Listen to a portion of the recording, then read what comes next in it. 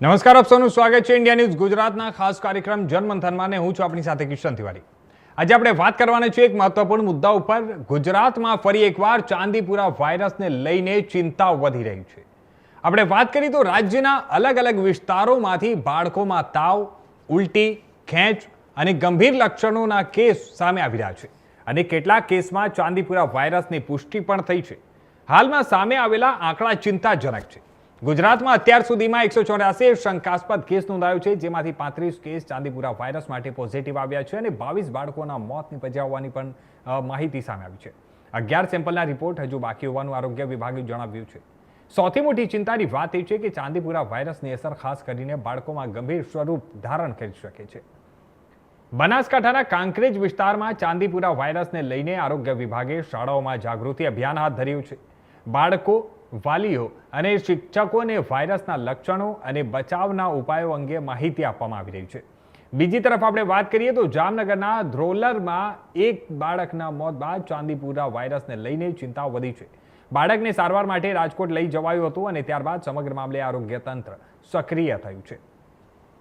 એટલે કે ઉત્તર ગુજરાતથી લઈને સૌરાષ્ટ્ર સુધી ચાંદીપુરાને લઈને આરોગ્ય વિભાગ હવે સતર્ક બન્યું છે।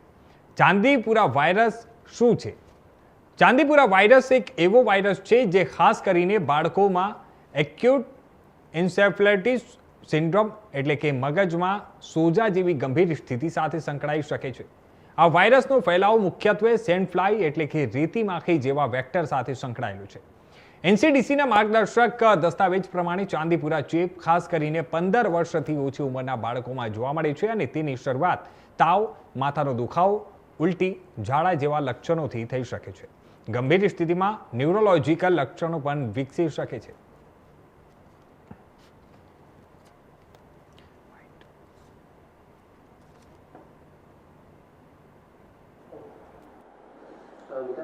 खास करके जिस तरह से जो चांदीपुरा वायरस जो है वो यहाँ पर गांधीनगर सिविल की अगर बात करें तो अभी तक कुल कितने केस इसके आए हैं, कितने डिस्चार्ज हुए और फिलहाल यहाँ पर कितने पेशेंट हैं और उनकी फिलहाल स्थिति क्या है? सिविल हॉस्पिटल गांधीनगर में 3 पॉजिटिव पेशेंट आए थे चांदीपुरा के।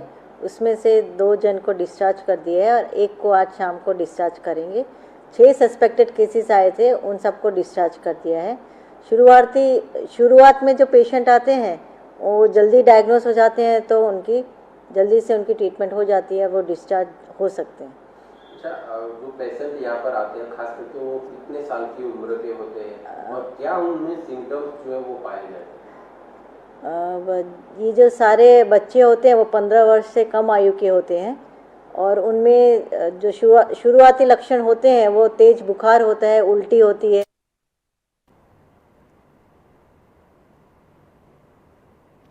તો આ સમાચાર પર વધુ વિગતવાર આ મુદ્દા પર વાત કરવા માટે અમારી સાથે જોડાઈ રહ્યા છે અમારા ખાસ મહેમાન આજે જે પોતે ડોક્ટર છે, ડોક્ટર હર્ષલ શાહ। ડોક્ટર હર્ષલભાઈ, આપનું ખૂબ ખૂબ સ્વાગત છે અમારી સાથે આજની આ તમામ ચર્ચામાં। આજે આ જે મુદ્દો છે તે મુદ્દા ઉપર આપણે વાત કરીશું। આ ચાંદીપુરા વાયરસને લઈને જ્યારે આજે સમગ્ર ગુજરાતમાં ક્યાંક ને ક્યાંક ચિંતાઓ વધી રહી છે। સમગ્ર ગુજરાતમાં આપણે સૌ જોઈ રહ્યા છીએ કે ચાંદીપુરા વાયરસનું કેસ સામે આવી રહ્યો છે, તેને લઈને ક્યાંક ને ક્યાંક લોકોની ચિંતા વધી રહી છે। તો આ જ મુદ્દા ઉપર આપણે વાત કરીશું અને આપ પોતે ડોક્ટર છો, આપ લોકોને શું સંદેશો આપશો? અને સૌથી પહેલી વાત કે આના લક્ષણો કઈ રીતે શરૂઆત થાય છે, લક્ષણો જે કઈ રીતે લોકો જાણી શકે, આનું મેઇન લક્ષણ શું છે? સૌથી પહેલા આપણે આનાથી શરૂઆત કરીએ। જી ધન્યવાદ મને આ ચર્ચામાં આમંત્રણ આપવા બદલ। મારું નામ ડૉક્ટર હર્ષિલ શાહ છે, હું એમડી જનરલ મેડિસિન છું।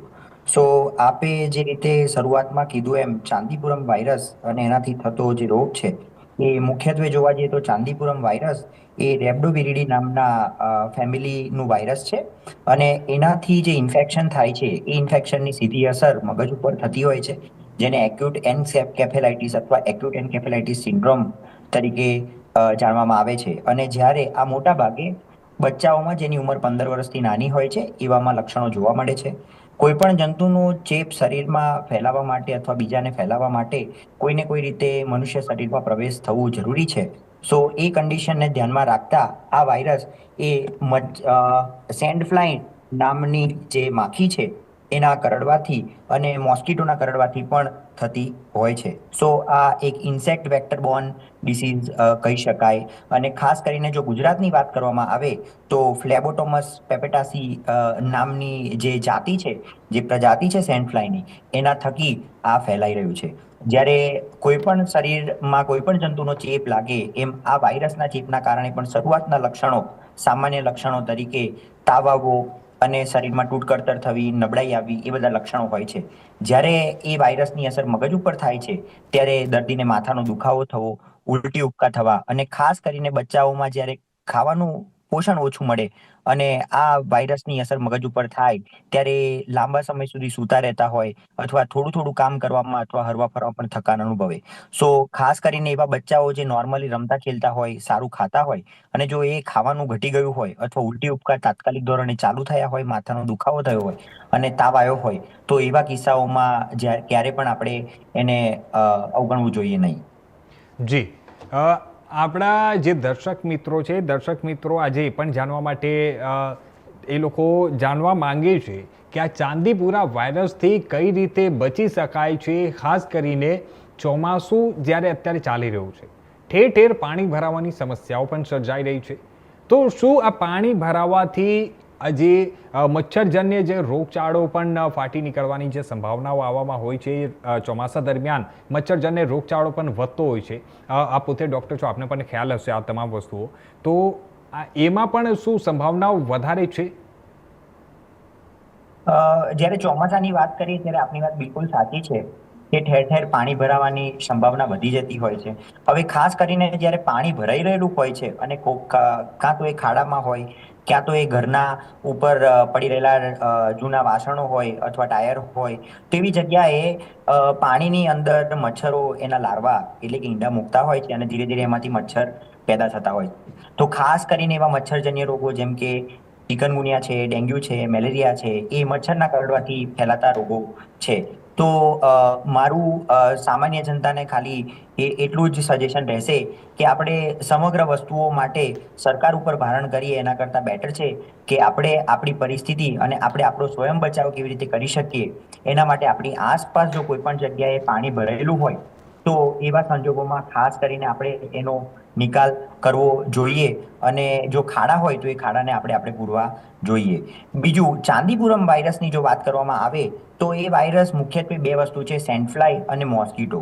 સો મચ્છર જે છે એ બંધિયાર પાણીની અંદર બિલકુલ થઈ શકે, પણ જ્યારે સેન્ડફ્લાયની વાત છે તો એ પશુ ની ઉપર પેદા થતા હોય છે અને એના ઈંડા પછી ધીરે ધીરે મોટા થતા હોય છે. એટલે ખાસ કરીને જેને માથાનો દુખાવો, તાવ, વોમિટિંગ એટલે કે મગજના સોજાના લક્ષણો જે કહી શકે, જેને એક્યુટ એન્કેફેલાઇટિસ અથવા એક્યુટ એન્કેફેલાઇટિસ સિન્ડ્રોમ કહેવામાં આવે છે, એવા જે સિમ્ટમ્સ જે પેશન્ટની અંદર તમને જોવા મળે છે, તો એવા પેશન્ટ અથવા એની આસપાસના પેશન્ટો અથવા ચાંદીપુરમ વાયરસનો 2024ની અંદર જે આઉટબ્રેક થયો હતો એમાં માણસ ટુ માણસ ટ્રાન્સમિશન જોવા મળ્યું હતું. અત્યારના તબક્કે જે પણ ટ્રાન્સમિશન કે ઇન્ફેક્શન થઈ રહ્યું છે એ સેન્ડફ્લાય અથવા મોસ્કીટો થકી થઈ રહ્યું છે.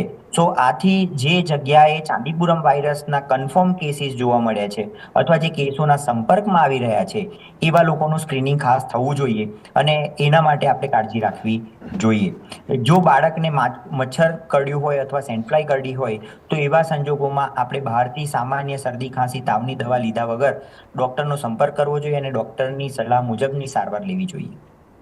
જી, હર્ષલભાઈ, આ વસ્તુ જે આપ જણાવી રહ્યા છો કે જાતે જ દવાઓ ન લેવી જોઈએ, આપણા દેશમાં ને ખાસ કરીને આપણે સૌને પણ ખબર છે કે જ્યારે પણ આ પ્રકારે નોર્મલ તાવ કે ઉધરસ એવું સમથિંગ કંઈ બી થાય છે તો લોકો સૌથી પહેલાં મેડિસિન પરથી જનરલી દવાઈઓ લઈ લે છે અને એ દવાઓ લઈને જાતે જ કોઈ પણ ડૉક્ટરને બતાવ્યા વગર જ્યારે આ પ્રકારે દવા એ લોકો લે છે તો શું એનાથી આવનારા સમયમાં તકલીફ વધવાની શક્યતા ખરી?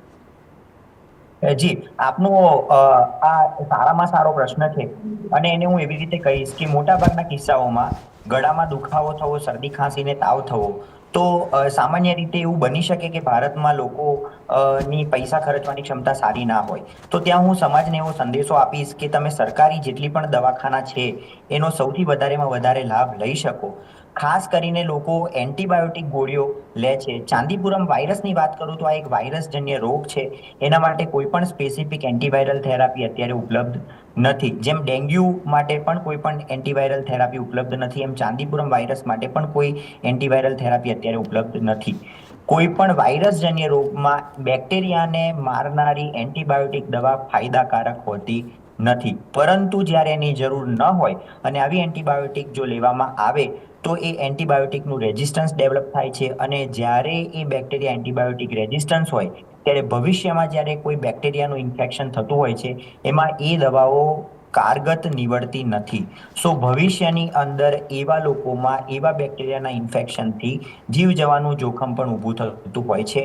હોસ્પિટલમાં દાખલ રહેવાની શક્યતા વધી જાય છે, અને સાથે સાથે ખર્ચો એટલે સરકાર ઉપર અને જે તે વ્યક્તિના પારિવારિક ઉપર પણ આર્થિક સંકટ મંડરાતું રહેતું હોય છે. આથી મારી સૌને એટલી નમ્ર અરજ છે કે સામાન્ય શરદી તાવ માટે કદાચ તમે એક દિવસ માટે સાદી તાવની ગોળી લો તો ચાલે, પણ એક દિવસથી વધારે જો તાવ હોય તો શક્ય હોય ત્યાં સુધી સરકારી દવાખાના, અને જો આપની આર્થિક પરિસ્થિતિ સારી હોય અને આપની પાસે સમયનો અભાવ હોય તો તમે તાત્કાલિક સારવાર લેવા માટે પ્રાઇવેટ સારવાર પણ લઈ શકો છો.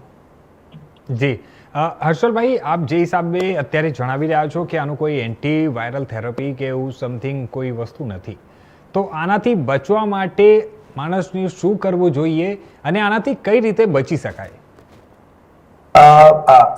આપ એ વાક્યથી વાકેફ જ હશો કે prevention is always better than cure. So વસ્તુ થતા રોકવી એ રોગ થયા પછી એની સારવારમાંથી સારા થવા કરતાં અનેક ગણું સારું છે. સો જ્યારે બચવાની વાત આવે ત્યારે એક સામાન્ય વસ્તુ છે કે આ એક વાયરસજન્ય રોગ છે જે મચ્છરના કરડવાથી થાય છે. તો દરેક વ્યક્તિએ એટલી પૂરતી કાળજી રાખવી જોઈએ જેથી કરીને જે રોગચાળો ફેલાવનાર વાયરસ છે એની સામે આપણને રક્ષણ મળવું જોઈએ અને એનો વધતો વિકાસ આપણે રોકવો જોઈએ. તો જે ચોમાસાના સમયમાં આપણે શરીરના પૂરતા કપડાં, શરીર ઢંકાઈ રહે એ રીતે પૂરતા કપડાં પહેરવા જોઈએ, અને સાથે સાથે જ્યાં પણ મચ્છરજન્ય રોગચાળો ફેલાતો હોય ત્યાં આપણે પૂરતી તકેદારી રાખવી જોઈએ. મચ્છર એ બંધિયાર પાણીની અંદર મોટા થતા હોય છે, તો બંધિયાર પાણી જ્યાં પણ હોય તેનો યોગ્ય નિકાલ થઈ શકે એના માટે આપણે પૂરતી વ્યવસ્થા કરવી જોઈએ. જી હર્ષલભાઈ, આપણે વાત કરીએ તો આ ચાંદીપુરા વાયરસને લઈને દર વર્ષે આપણે સૌ જોતા આવીએ છીએ કે ચોમાસામાં ખાસ કરીને સૌથી વધુ આના કેસો સામે આવતા હોય છે. વર્ષ દરમિયાન આના કેસો એટલા વધારે પ્રમાણમાં નથી આવતા, પરંતુ ચોમાસામાં જ ફક્ત કેમ આવે છે? એના પાછળનું કંઈક મુખ્ય કારણ છે? મુખ્ય કારણ તરીકે આપણે એટલું કહી શકીએ કે ચોમાસાના સમયની અંદર વનસ્પતિઓ ઉગતી હોય છે અને સાથે સાથે પાણીનો ભરાવો થતો હોય છે. સો મચ્છરજન્ય રોગોને ફેલાવવા માટે ચોમાસાનું વાતાવરણ એ એના માટે સારામાં સારો ભાગ ભજવે છે. આથી શિયાળા અને ઉનાળાની અંદર મચ્છરજન્ય રોગોની શક્યતા ઓછી હોય છે અને ચોમાસામાં એ શક્યતા વધી જાય છે. એટલે ભૌગોલિક પરિસ્થિતિ અને વાતાવરણના જે ફેક્ટરો ભાગ ભજવે છે એના કારણે ચોમાસામાં આ પ્રકારના રોગચાળા ફેલાતા હોય છે. જી આ જે ચાંદીપુરા વાયરસ છે તે ફક્ત નાના બાળકોને જ થાય છે કે પછી મોટા ઉંમરના વ્યક્તિનો પણ એ લોકોને પણ થવાની સંભાવનાઓ છે? એને લઈને શું માહિતી?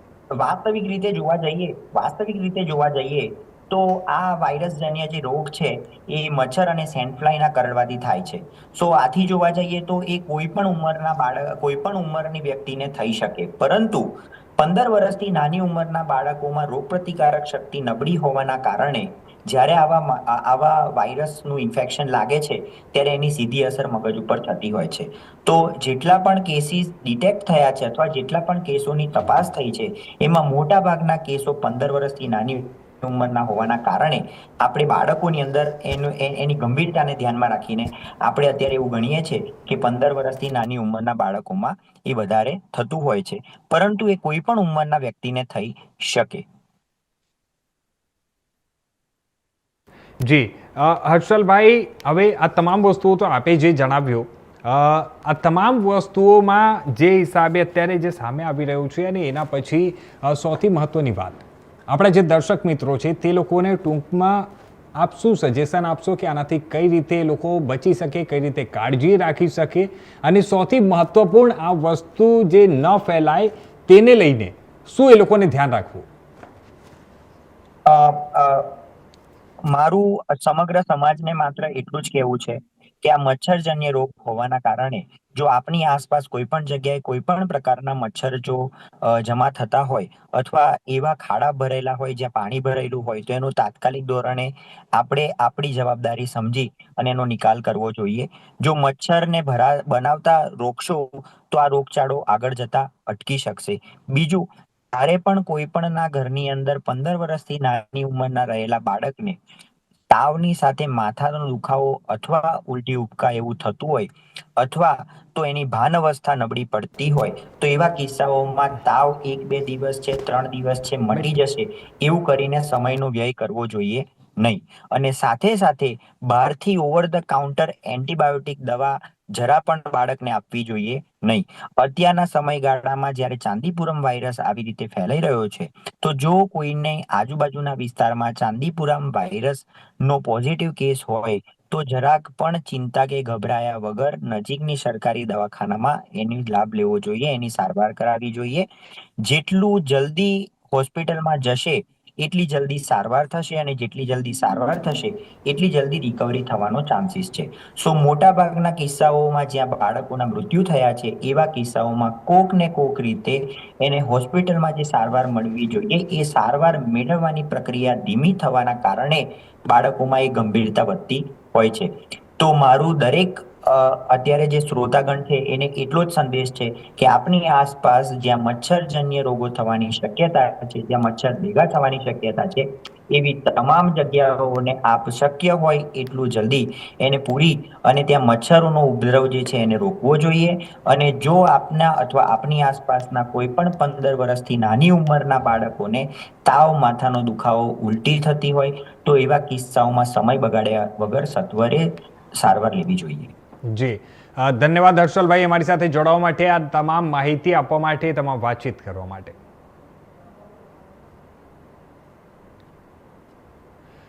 તો મિત્રો, આપણે વાત કરીએ વિભાગીય વડા બાળ આરોગ્ય વિભાગ સરટી હોસ્પિટલ સરકારી મેડિકલ કોલેજ ભાવનગર ગુજરાતથી. આજે એક વિશેષ માહિતી શેર કરવા માટે હું આપની સમક્ષ ઉપસ્થિત થયો છું.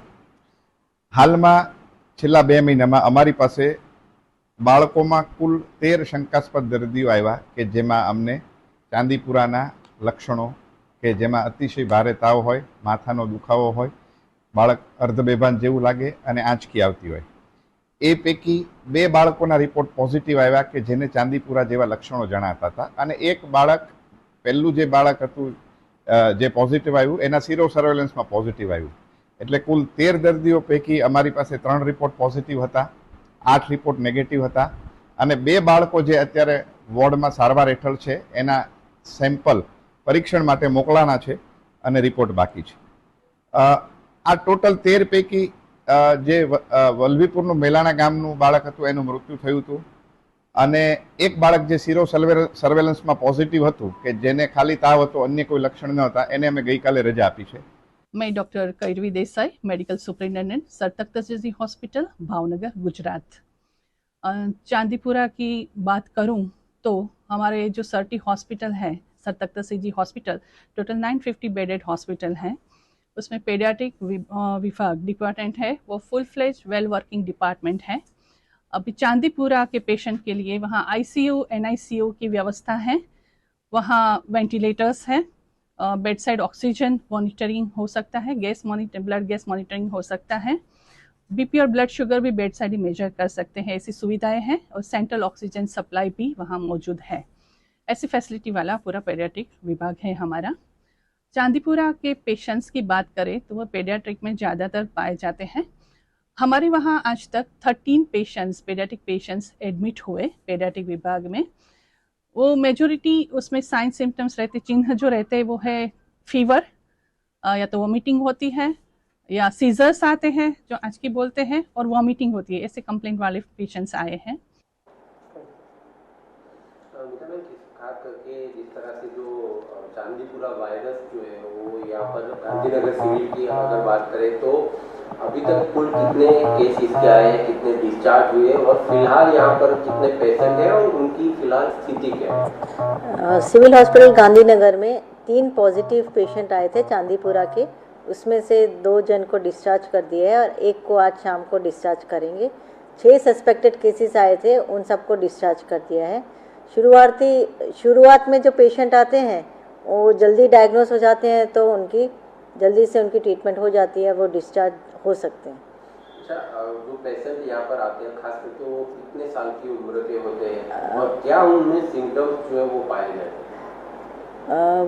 ये जो सारे बच्चे होते हैं वो 15 वर्ष से कम आयु के होते हैं और उनमें जो शुरुआती लक्षण होते हैं वो तेज बुखार होता है, उल्टी होती है और ज़्यादा जो लेट उसमें आते हैं तो उनको बेहोशी होती है, फिर उनके में